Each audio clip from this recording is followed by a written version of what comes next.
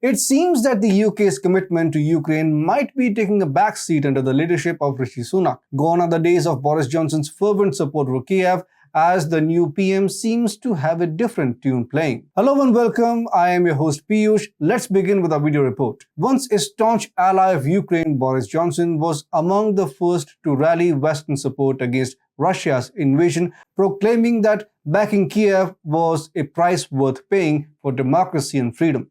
At the G7 summit no less. But alas, political turmoil forced Johnson to step down, and in came Rishi Sunak, whose stance on the matter seems to be a bit lukewarm. The realization that the West is probably stretching too far had struck the UK.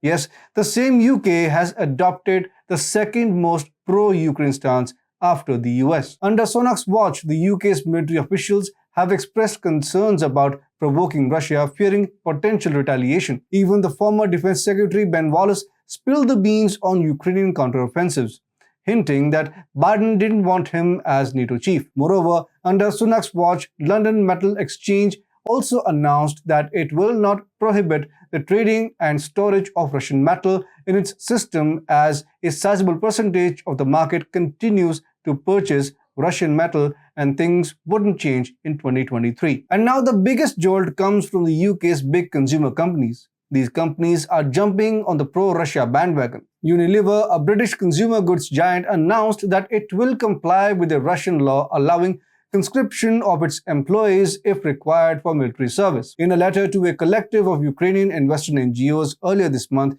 Unilever said that it would fully comply with a Russian law requiring all companies operating in the country to permit conscription of employees should they be called for military service. We always comply with all laws of the countries we operate in, Unilever said in the letter, which was published by the BBC. This decision has sparked condemnation from the Ukrainian government, which accuses Unilever of being an international sponsor of war for continuing to operate in Russia. With Russia still recruiting contract soldiers daily and tensions escalating, Unilever's involvement in the Russian war efforts in Ukraine is certainly raising eyebrows. It seems like the UK's alliance with Ukraine might not be as solid as it once appeared, leaving many wondering if there's a sort of alliance with Russia emerging instead. As the plot thickens, the world watches closely to see where this unexpected twist in the tale leads next. Sunak is currently drastically changing his views on the Ukraine war, which could incite NATO's wrath.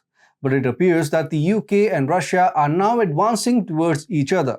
The US-Ukraine booklet, meanwhile, appears to be thrown out of the window.